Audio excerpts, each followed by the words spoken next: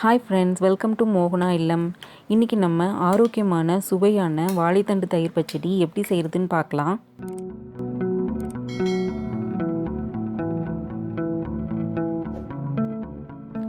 வாழைத்தண்டு தயிர் பச்சடி செய்கிறதுக்கு என்னென்ன பொருட்கள் தேவைன்னு பார்க்கலாம். இந்த சைஸில் ஒரு வாழைத்தண்டு எடுத்து வச்சுருக்கேன். இதை நம்ம வேக வைக்காமல் அப்படியே ராவாக தான் சேர்த்துக்க போகிறோம். கார்னிஷிங்காக கொஞ்சம் மாதுளம்பழம், கேப்சிகம், கேரட் துருவல் எடுத்திருக்கேன். தேவையான அளவு கொத்தமல்லி இலை எடுத்துக்கோங்க.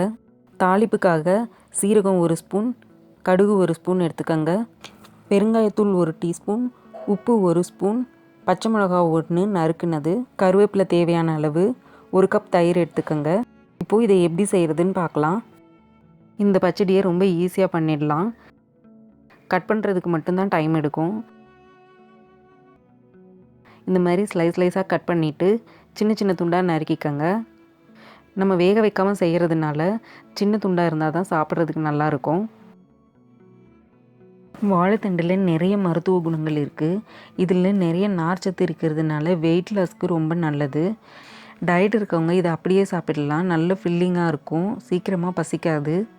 இது நம்ம உடம்புல இருக்க கெட்ட நீரை வெளியேற்றக்கூடியது. இதை கட் பண்ண உடனே தண்ணிலேயோ அல்லது மோர்லேயோ போட்டு வச்சுருங்க, இல்லைன்னா கலர் மாறிடும். வாழைத்தண்டை மாதத்துக்கு ஒரு தடவை உணவில் சேர்த்துக்கிறது ஆரோக்கியத்துக்கு ரொம்ப நல்லது.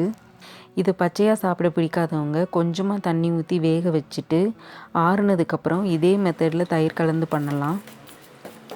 எல்லாத்தையும் கட் பண்ணதுக்கப்புறமா இந்த மாதிரி ஒரு கத்திலேயோ அல்லது ஸ்பூன்லேயோ கலக்கி விட்டிங்கன்னா இதில் இருக்கிற எக்ஸஸ் நாரெல்லாம் இதுலேயே வந்துடும். இந்த தண்டில் நிறைய நார் இல்லை, அதனால் கம்மியாக தான் வந்திருக்கு. வாழைத்தண்டை நல்லா புழிஞ்சி எடுத்து ஒரு பவுலில் சேர்த்துக்கங்க. இப்போது 1 ஸ்பூன் உப்பு, 1 கப் தயிர் சேர்த்துக்கங்க. நல்லா மிக்ஸ் பண்ணி வச்சுருங்க. உப்பு சேர்க்குறதுனால ரொம்ப நேரத்துக்கு முன்னாடியே செஞ்சு வச்சிட்டிங்கன்னா தண்ணி விட்ட மாதிரி ஆகிடும். அதனால் எப்போ சாப்பிட போகிறீங்களோ அதுக்கு அரை மணி நேரத்துக்கு முன்னாடி கலந்து வச்சிங்கன்னா போதும். பச்சையாக சாப்பிட்றதுக்கு நல்லா இருக்குமோ இல்லையோன்ற டவுட்டே வேணாங்க. இது சாப்பிட்றதுக்கு க்ரன்ச்சியாக ரொம்ப டேஸ்ட்டாக இருக்கும்.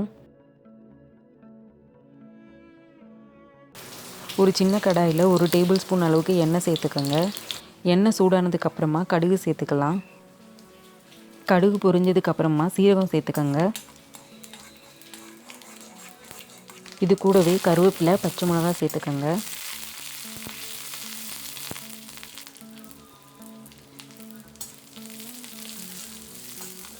கடைசியாக பெருங்காயத்தூள் சேர்த்து எண்ணெயிலே வதக்கி விட்டுருங்க.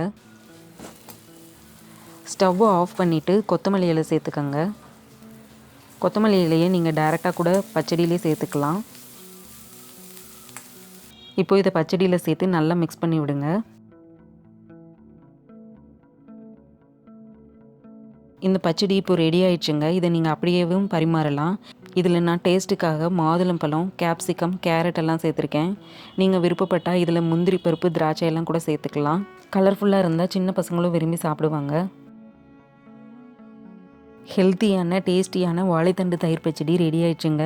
நீங்களும் இதே மாதிரி செஞ்சு பார்த்துட்டு எப்படி இருக்குன்னு கமெண்ட் செக்ஷனில் சொல்லுங்கள். இந்த வீடியோ உங்களுக்கு பிடிச்சிருந்தால் லைக் பண்ணுங்கள், ஷேர் பண்ணுங்கள். மோகனா இல்லம் சேனலுக்கு சப்ஸ்கிரைப் பண்ணுங்கள். சப்ஸ்கிரைப் பண்ணும்போது பக்கத்தில் இருக்கிற பெல் ஐக்கானை கிளிக் பண்ணி ஆல்ங்கிற ஆப்ஷனை செலக்ட் பண்ணுங்கள். தேங்க்யூ ஃபார் வாட்சிங்.